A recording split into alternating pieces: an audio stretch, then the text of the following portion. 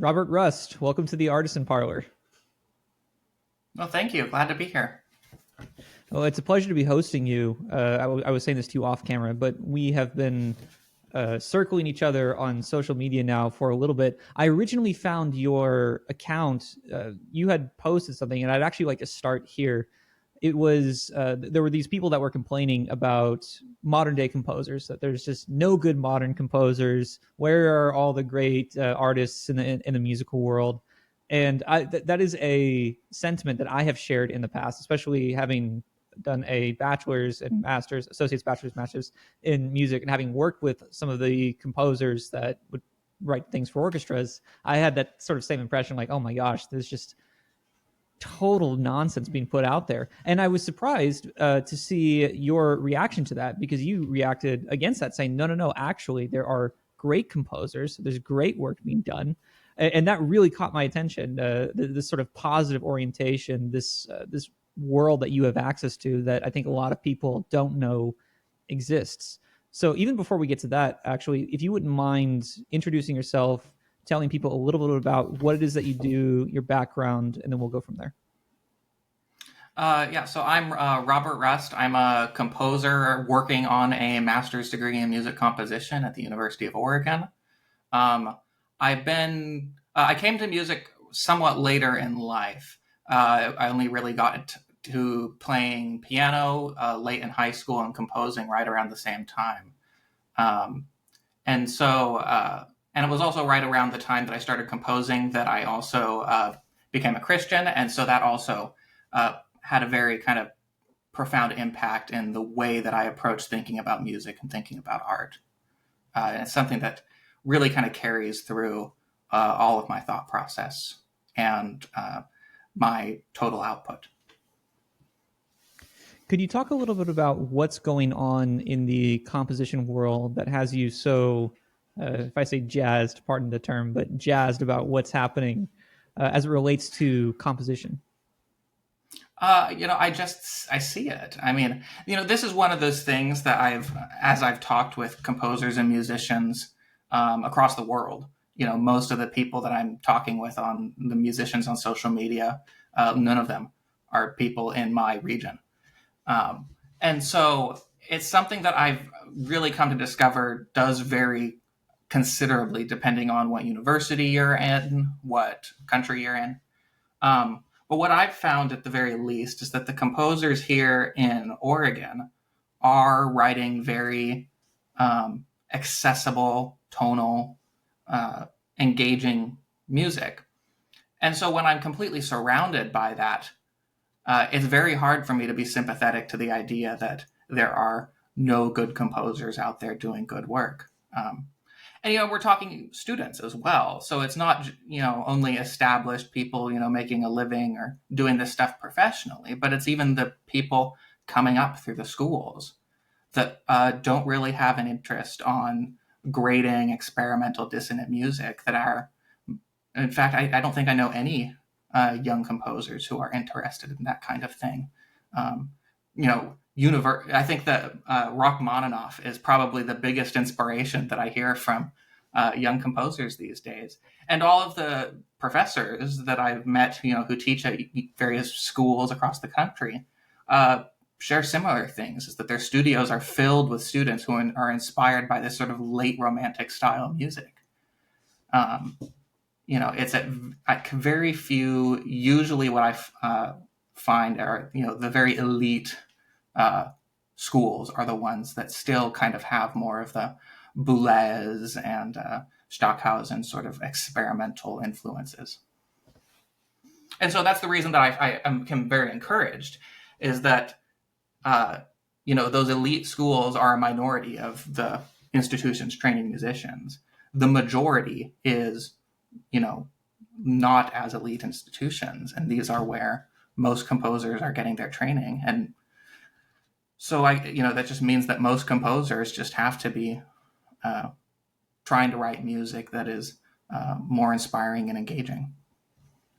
Have you ever encountered professors who insisted that you move into a more dissonant, quote unquote, atonal form of composition. And the reason I ask that is because I do know a lot of composition students whose professors really push them into that direction. There's not a lot of tonality because that's not what's being taught. I don't know if that's been your experience, but I'd be curious to get your thoughts on that. No, I've never had a professor say this is what the way you have to write using 12-tone serialism or anything like that. I have had a professor encourage me not to write what he calls forgeries. And he doesn't mean that as a pejorative. He means that just sort of kind of as a objective description. So it's like, don't write music that is very clearly imitating music of the past. He comes from a perspective that, new music does need to be new. That the music of the past was suitable for its time, and it's not the music of the present because we're in a different time. But even there, I mean, still was writing completely tonal works for him, and he still loved a lot of the work that I was doing. It was just in select areas and certain compositions that sort of have more of a very clear influence to, say, like Beethovenian style string quartet writing. That he was just like, maybe try something a little different. Another example was an art song that I wrote earlier this year. I kind of came up with a melody first, and he kind of disagrees with that idea of, write the voice line first and then figure out the accompaniment and all that kind of thing. And so we kind of went back and forth on how to approach setting this, because I kind of wanted to do something that was perhaps a little bit more popular in its style. And he really pushed back on that. But I feel like that pushback did, for me, result in a better composition that would have been there otherwise. The melody still exists, and a strong melody can be set in any number of ways and really be successful. It's sort of like a pearl. If it's a really kind of beautiful nucleus of an idea, it can crystallize in any sort of way. And so I was actually very appreciative of him pushing back on my more popular inclination for that particular piece. Yeah, I'm very sympathetic to this idea of wanting to create something new. Recently, there's been a sort of resurgence on X, at least around the topic of Art Deco, and how Art Deco can be sort of revitalized and brought into the modern day with a twist. And there's some great artists that have been working on that. Guys like Fen de Villiers, Damien Chavez is another one. They're really trying, and I think succeeding in many ways, on combining the old with the new. But on that point of making reference to other music, or forgeries, I think is how your professor put it, because that's an interesting way of describing it. I think about somebody like John Williams in the Star Wars score. I'm not going to dare try and hum it because this will be heard by lots of people, and I don't want anyone to turn it off. But there's a lot of references to other composers in the Star Wars score. I think like Gustav Holst, Stravinsky has a little bit of some of the music from, I think it's The Rite of Spring, makes its way into the Star Wars score. And yet that music does take on a life of its own. So I'm curious to get your thoughts. How do you, when you specifically go to compose, how do you take what has been done, because everything is in reference to something, and breathe originality into that? Yeah. I kind of got in a little tussle with some people on the social medias, because that's where we kind of fight and all that. Is because I very much agree with the idea that all of this art and the music of the past, they are old museum pieces. I mean that as like endearment. Like, I want these things to be preserved because they're beautiful and they should be preserved.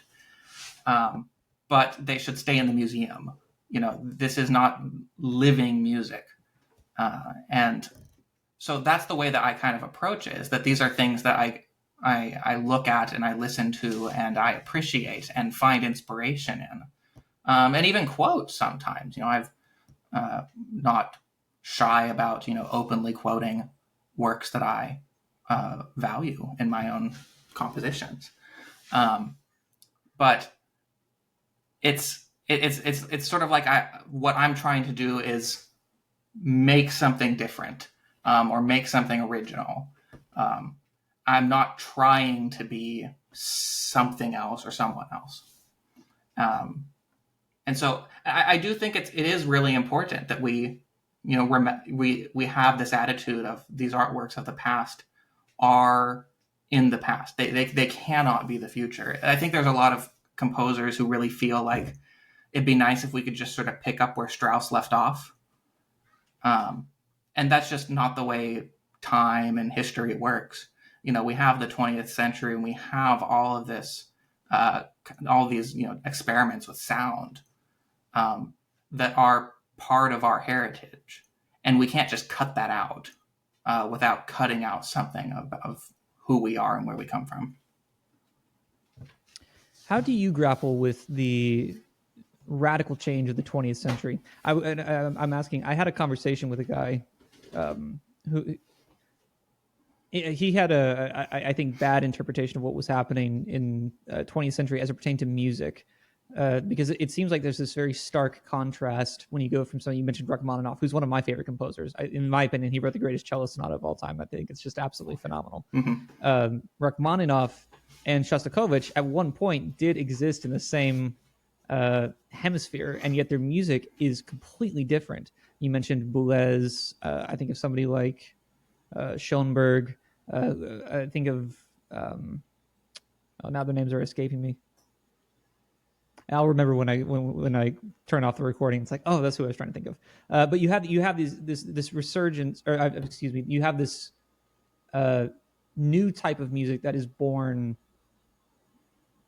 that seems in its essence to be an intellectualization of an art form. And it seems to me in that sense, it's a perversion. Now, I grant you it's a part of the heritage that we have, but at the same time, is this, again, if we accept the terminology, perversion of the art form, something that should be kept, or is it something that should be just jettisoned in its entirety? I think that mindset, presupposes that all of the stuff that came before it was a kind of purely natural evolution. That there was never a time in which, thinking intellectual people were coming up with ideas that were then influencing, that then influenced the artists. I think that just doesn't entirely pan out when you look at the history of Western music more completely. A lot of our conventions in music notation began with intellectual people thinking about different ways to represent pitch and rhythm precisely to divide time. That was a very controversial topic back in the Middle Ages. And it started with people in universities. They're very different than what we think about now. But coming up with theories that then bled into practice over time. So in the same way, I don't think that this sort of intellectualization of an art form that we see happen in the 20th century really perverts it. I think we're so close to this time period that it's really hard to see what, the actual impacts of, serialist thinking will have in the grand scheme of things, 100 and 200 years down the road. One of my favorite composers, Arvo Pärt, probably one of the most successful modern composers of the last century, was a very experimental composer. And in fact, his famous style that he's known for now was born out of all that experimentation. And you can't have the kind of tintinnabuli music of Arvo Pärt without his experiments with serialism, because it's a whole way of thinking that is different than the music that came before, and 19th and 18th centuries. But it's like throwing the baby out with the bathwater. Just because Schoenberg and Boulez and Nono and Barrio and all these guys did kind of really wild things that didn't really the audiences didn't catch on to, and that performers really didn't want to play all the time. Just because they used these tools and these ideas in a way that isn't beautiful, doesn't mean that other people can't. It doesn't mean that other people didn't even in the 20th century. And one thing that I always love to point out to people is Samuel Barber's Nocturne. It's a piece for solo piano. It's a 12-tone piece that's tonal. And it's just an example of how you can take these techniques and do something different with them. They're just tools. And how people use the tools isn't necessarily a reflection of the tools themselves. That's well said. And the baby without throwing the baby out with the bathwater. Yes, yeah, absolutely. It's interesting. I've never heard a positive spin on serialism, and I guess I've never thought of Arvo Pärt as a serialist or being a serialist influenced composer. That's interesting. And yes, finding what works. I mean, Shostakovich obviously was a very successful composer that people still love today. And I'd be curious to get your thoughts on this. The criticism I've offered up from the 20th century is that the art became devoid from reality. And I originally highlighted this a few years ago by performing John Cage's 433, which I've talked about before on this podcast. But it was this idea that art is a merely intellectual pursuit that can be anything essentially that you want without having to follow any sort of binding to reality, something like that. I'd be curious to get your thoughts on this, going back to that idea of over-intellectualization in tandem with attempting to create, I would say, an anti-reality. I don't know if you'd agree with that that characterization, but that's the criticism I've offered up in the past. Yeah, and I think we are in many ways just still too close to a lot of these ideas to see how they can be, how they will actually evolve in time. You mentioned John Cage, and people love to talk about silence with John Cage. In fact, I think he has a collection of essays called Silence. Arvo Pärt has directly cited John Cage as a major influence of his, and particularly silence in Cage's music. So it's just yet another example of a major important composer that nobody on this kind of crusade of let's revive beauty is going to be criticizing Pärt. He came out of this directly out of these styles and cites them as major influences on him.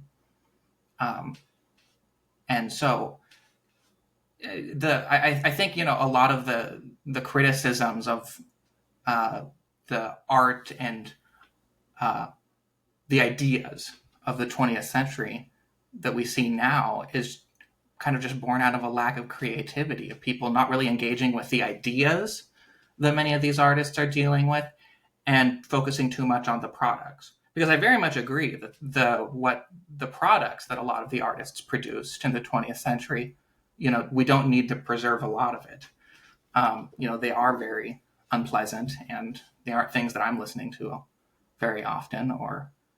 But the artworks are different from the ideas, and we should continue to experiment and explore the ideas and what sort of creative things can come out of that. In your own compositions, again, we talked about this off camera, but I'd like to know a little bit more about it. I know you just premiered you said it was a duo between viola and cello. Yeah. Mm-hmm. Can you talk a little bit about that the process of not only the composition, but getting that piece premiered? Yeah, I mean, the composition itself, I have sort of like a method of taking texts and sort of decomposing them into syllables and patterns of stressed and unstressed syllables, and coming up with melodic lines of that from that. And so it's sort of a way of objectively translating texts into music. And my source text for this was St. Francis of Assisi's Canticle of the Sun. So this is part of a larger, these are three movements that are part of a larger sonata for viola and cello that I'm working on. But the process of premiering that was part of the Oregon Bach Festival Composer Symposium, which is a festival that happens every few years here in Oregon as a part of the Oregon Bach Festival.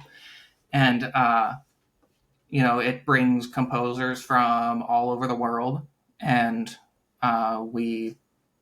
and various performers as well, and we premiere new music, And so this year was 11 concerts, over 70 new works, and over, I think crossed 11 days. So, yeah. And so that the process of premiering that was, working and engaging with this festival and live performance too, I think. Could you go into some more detail? There's a lot of listeners who I know aren't musicians, and they're not artists. That they're just interested in kind of the behind the scenes. How do you go about pitching a new piece to a festival? Is it just saying, "Hey, I've written this. Can we do it?" Way. Some of it's also knowing performers. A lot of these, the Oregon Bach Festival Composer Symposium is somewhat unique. It's a lot sort of like Aspen or Tanglewood, in the sense that there's some kind of fixed ensemble, and then you apply in order to go to the festival and write for it, the ensembles that are there. And so that's sort of the way that a lot of these kind of festival things work. Now, a lot of them are exceedingly expensive. I mean, anyone who, if you're not a musician, and you've heard of Tanglewood or Aspen, these are very, very expensive festivals. The Oregon one is far more affordable, but no less quality. Like, these were some of the top performers in the country. And these are just, direct, connections that the guy who runs, the director of the festival, he knows people. So much of the music world is, just people, and that's why, it's very important to kind of go to these sort of things, to go to performances, to have live performances, to go to music school so that you can meet performers and you can meet other musicians, and build relationships and a good reputation for collaboration, which is just something you can't do online. How did you become a composer? How did you know that this was something you wanted to pursue? It was very unexpected. When I was going through high school, the kind of mantra that was always there was do what you love and you never work a day in your life. And so but I had kind of just dabbled with music. Like I played viola in the school orchestra and the local youth symphony. And I picked up piano eventually because my church was giving away an instrument. And, it was, I liked doing that. But before, I was more like, oh, we'll do like physics or math or chemistry or something like that. And I think I was a junior in high school when I realized that I hate this stuff and I can't do it for the rest of my life. I'm a bit dyslexic. And so like reading all of those like symbols and things like that just gets very tiring. And so I was like, well, let's see if I can, I didn't consider myself a good enough performer to sort of like go like the performance route. And so I was like, well, let's try composition. And so I think I found a book by William Kaplan on like the art of classical form or something like that. And just sort of, worked through that a little bit and did well enough that I could get a scholarship to a school down in California and just sort of kept on going. But it was right around the time that I left for college, or because I became a Christian right around the time that I graduated high school and went off to school, and so that also kind of had a big influence on the way that I think about music and composing. Critically, it was eventually what led me to really study Pärt and become a disciple of his, as much as I can call it that. Can you talk a little bit more? A little more. Would you talk a little bit more? There we go. About your how your Christian worldview influences your compositions. I hope that I'm not being repetitive in this theme, but I've had a lot of Christian artists on who have essentially talked about how that has played a massive influence in the way that they not only see art, but the way that they conduct themselves when they are in their creation process. And I'd be very curious to know about that influence on your own work. Mm-hmm. Yes. So my motto my personal kind of motto that I have for myself is the word is my music. It's on my website and on my social media thing. And that word I capitalized the W. And it's not just text, but it's the word that was in the beginning. So in the first chapter of John, in the beginning was the word, and this logos, this divine logos, namely incarnate in the person of Christ. It was the reading the Bible and Scripture that really had such a profound impact on me becoming a Christian, and that I want to set biblical texts. I want to engage with this literature. But I was very dissatisfied with the way that I found a lot of composers engaging with it, which was, sort of like glomming onto little ideas and phrases, and it can get very repetitive. When to me, this text itself, as it is, embodies its total meaning by itself. It doesn't need me to come in and interpret it. It just needs me to come in and say it. And took me several years, and it wasn't until I found these choral works by Arvo Pärt. He has one, The Woman with the Alabaster Box, that I discovered this way of setting prose texts to music. And so it's not poetry, it's prose. And so that the way that you engage with that musically isn't the same. You can't rely on like repetitive stress patterns in order to create musical lines or melodies. And so that sort of set me down this path that meant that I had to come up with sort of new ways in order to generate musical material that engages with a source text objectively. So that I'm not interpreting the text as much as I am translating them. Can you help me understand what do you mean when you say it lets you look at it objectively, that you're not interpreting? What do you mean when you say that? I've had tried to answer this question with so many people, and it's a difficult thing because because I suppose from an outside view it really looks like interpreting, because I'm making decisions on what notes to put with certain syllables and what rhythms to use. But in my mind, because I'm I'm looking at the text itself, and the grammar and the syntax, the position of punctuation, the number of words and lines, and the actual form of the written word. To me, it feels sort of like an objective reflection of the music. And again, that I feel like these texts just do embody the totality of their meaning themselves, and that there's really nothing that I can bring, anything more that I can bring to add meaning to it. But the meaning's there, and it just has to be heard. And so what I do is sort of to find a way to communicate that meaning that's already there in a different medium.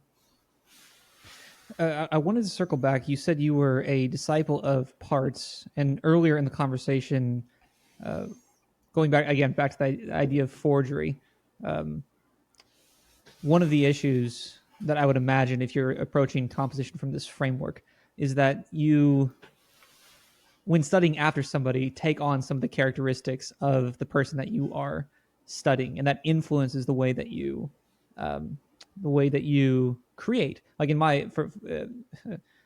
my teacher, Wendy Warner, was a student of Rostropovich, so her style of playing was greatly influenced by him. It's not quite the same because we are individuals, but it was similar enough. And then obviously when she taught me, it was the same sort of situation where I'm going to take on some of the qualities that she has done. It's not exactly the same because I am my own person, but it's hard to, because everything exists in reference to something else, it's hard to separate myself from that style of playing and teaching to make something that is wholly original, wholly my own.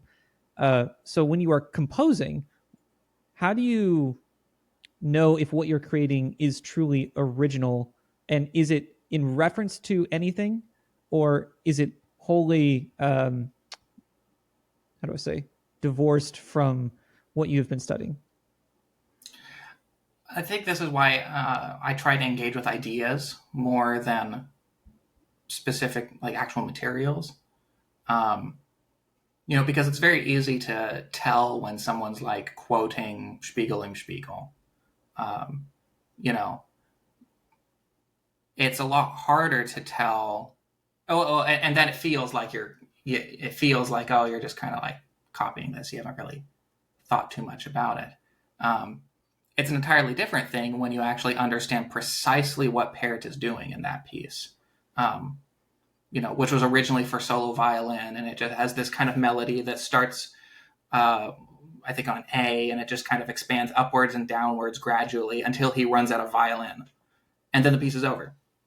And so it's very procedural in that way. And so when you engage with this idea of I have a evolving form that just goes until it can't go anymore, then you have a way to create new material, new musical ideas, or new musical works, but engaging with that same procedure. And that allows you to sort of approach that style in a way that is doesn't come across quite as much like you're copying. Actually, I'll say it doesn't come across. It's sort of like people can hear the influence, but it's more like you're creating music in the style of the master rather than imitating the master. Which is, you want to be creating in the style and not imitating. Yeah, I'd be curious to get your thoughts on this. This is one of those things that I'm not sure I've come to a firm conclusion on, but it sounds right in my head, and this is a good enough place to try it out. Because we are individuals, and I don't mean to sound like a radical individualistic. Obviously, we exist as a part of a community where we occupy multiple facets of roles within our life, but we are also individuals. You have an individual fingerprint as an example. You have something. The things about you that make you are what make you an individual in the first place. Like, I know you're Robert and not somebody else because of all the things that make you. So when we imitate other people, obviously it's probably going to start off crass and it's a clear imitation. But over time, because we are individuals imitating other people, the thing that we are imitating eventually does become our own. Like, as an example, if I were to imitate, I'm not a composer, but I'm just imagine if I were imitating Beethoven in his compositions, over time, that would eventually take on a life of its own because it's me doing the imitation, and that in and of itself is unique. Something like that. I'd be curious to get your thoughts on that conception. Yeah, I think if you're engaging with the process that Beethoven's using, it's sort of like a walk the trail that Beethoven walked down. Don't try to be Beethoven. That's what I think about, is that if you kind of walk in their footsteps, because one, you're not going to be starting exactly in the same place that Beethoven did, so you're starting along that path in a different place, and so because your starting point is somewhere else in Beethoven's compositional life, you're going to take his ideas somewhere else. And so it's a similar thing, like, with me, with Pärt, I'm engaging with Pärt's ideas at a later point in Pärt's life. And so and since that's my starting point, the music that I will naturally write as I continue doing it will go further than he did, or in a different direction, but someplace that Pärt didn't go, because the style that he has now is a place that he arrived at after many, many decades of trial and error and with different ideas. If I take that as my starting point, then, it's a wide ocean of unexplored territory. And so, yeah, I think it's spot on what you're talking about. I wanted to ask you, because now it's come up twice, and now it's in my head, and you're right here, so it's a perfect opportunity. Spiegel im Spiegel, Spiegel im Spiegel, Spiegel im Spiegel. Mm-hmm. I love that piece, and it's incredibly simple. And I say simple, I mean, listening to it, it is repetitive, and there's not a ton of development that's happening. It's slow. In my opinion, shockingly difficult to play. Having recorded it requires some really good intonation and bow control, right? Oh my gosh, I had no idea. Okay, side story, side tangent, and then I'll ask my question. But the woman I recorded it with, Idua, great pianist, by the way. She's from the Shanghai Conservatory, and she's just phenomenal. We've done a few recordings now together, just with iPhones. We didn't have mics, so it was just front camera, detach the audio, and then you've got the audio, and you just kind of clip all the other camera angles together. So it's all a live performance, but you get the different angles, and it looks cooler for YouTube.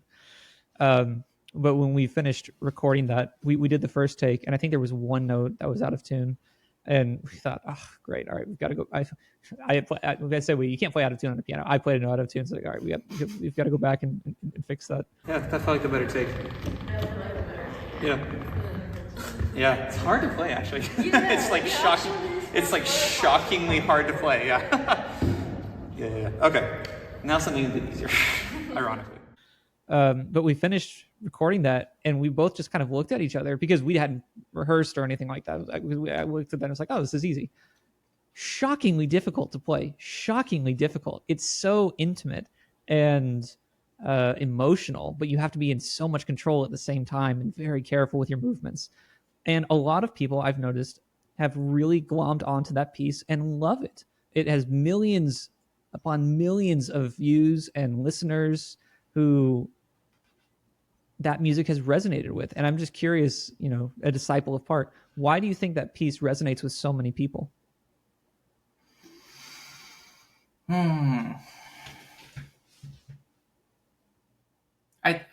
It's very honest. What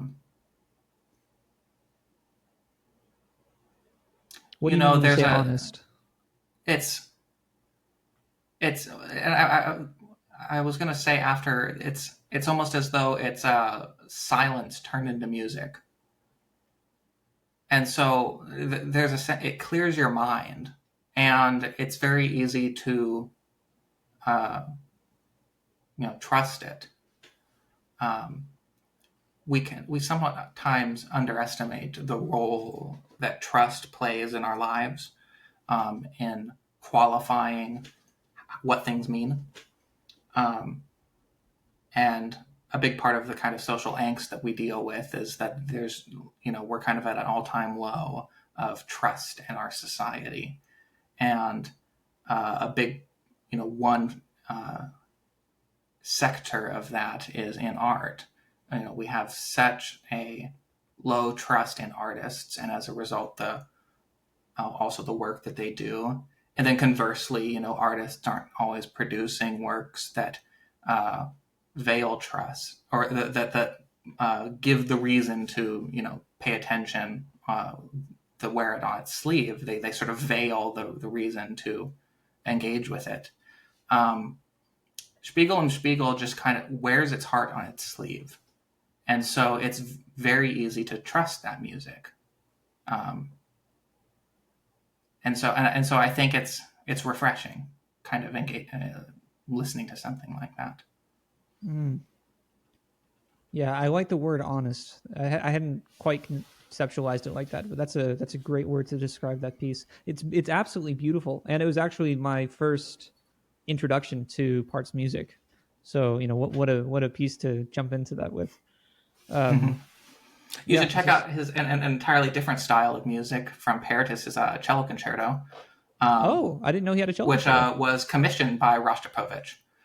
Wow, I had no idea. I mean, obviously Rostropovich commissioned a lot of music, but yeah, the story of how it was commissioned too. Pärt was apparently like sick with a fever, was not taking it. No one come talk to me or anything like that. And Rostropovich just comes anyway. And it was just like, no, you're going to listen to me. And Pärt's like, no, I'm not feeling it, And then eventually Rostropovich gets up with like a pen and writes it on Pärt's wall that you're going to commission this. You're going to write this cello concerto. And I'll have to go listen to it. Well, it's a very good example of Pärt before he became the Spiegel guy. Okay. And so yeah, I'll add that to my list. That's really cool. In going back to your compositions for a moment, one of the issues that a lot of artists have is monetization. Obviously, you have to make a living. Especially, you said you're finishing your master's degree, so you're still in college. So yeah, that's difficult to do. Have you found any success in monetizing your compositions? How do you go about marketing that? How do you make a living as a composer? And do you have any tips and tricks or advice that you'd like to share with people on that front? Well, it's not so much making a living as a composer, it's making a living while being a composer. So my day job is in software. That's what I do in order to make money and pay for my degree and all that kind of stuff. A lot of people, when they are in graduate study, they'll sometimes have assistantships. Those are becoming rarer and rarer. There's just budgets at schools are very, very tight.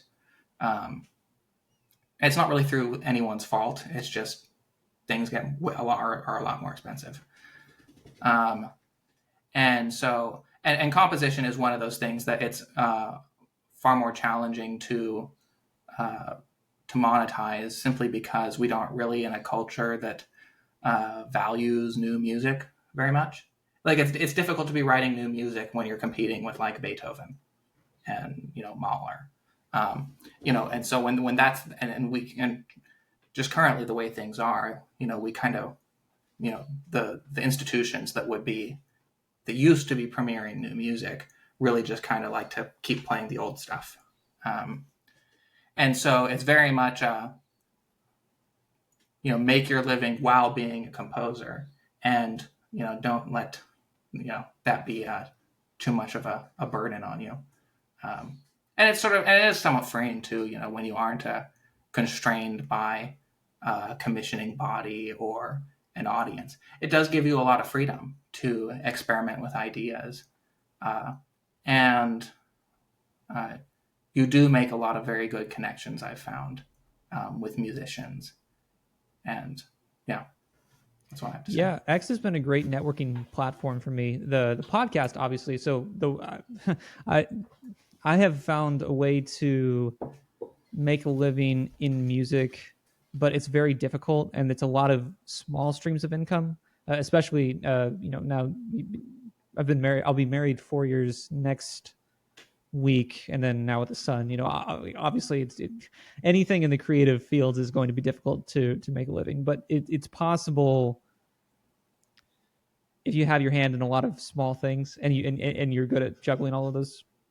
But networking is such a huge piece, and social media. I say social media. I actually haven't found a lot of success networking on any other platform other than X. But for whatever reason, X has just been incredible about connecting all of these great artists with each other, and they share ideas and speak to each other. Have you had a chance to meet any other composers or obviously we're talking, so you've met other musicians, but have you met any other creatives in music that you've had a chance to network and work with through social media? A little bit. Musica Universalis, his name's Henry, and then Stephen Limbaugh. Yeah. And Zach Whitney as well. We had those principles of music composition that we kind of put together, and those are all great guys. Yeah. No, the one challenge, and it's really why I think something I've been thinking recently that is sort of why it feels like, this musical movement or this beautiful art kind of idea that we all have. It feels sort of like there's progress, there's a desire for it, but yet we're moving through molasses. And a big challenge with that is I think that in past centuries, when artists would have these sort of movements, they would all be located in the same city. And we're all located across the world. Mm. And the challenge that poses with music is that you cannot have any sort of successful music movement without a live performance. You need that component. And so it's the kind of thing that's just like, that's why I feel like a lot of this sort of beauty in art, and I think this kind of goes even with the visual arts as well, is that we're also, there's this illusion of being connected through X and other social media platforms, but it is an illusion. It's not a real connection.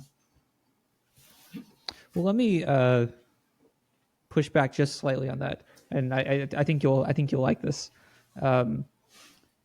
One of the running themes of this Arts and Humanities podcast has been delving into the practical. So the first 10 episodes, and I've spoken about this before, but the first 10 episodes ended with the question, what is a positive vision for the future that the guest is trying to manifest? And the idea is that, yes, if all you're doing is spending time online, complaining about the world and saying that we want beauty, but not actually doing anything, yes, that is an illusion, and X is not the real world, and there you go.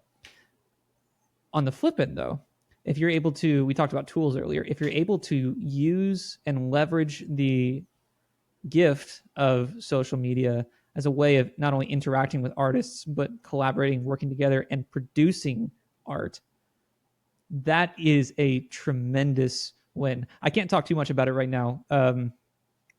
Actually, no. I think I can talk more about it. Stephen, you mentioned Limbaugh, just got this huge symphony approved to be performed in Washington for next year, the 250th birthday of America. That is one hell of a win in the culture for music. This massive festival that's going to be platformed on a national stage. That came about through social media, through X, and through that he's been able to find musicians to play and work together.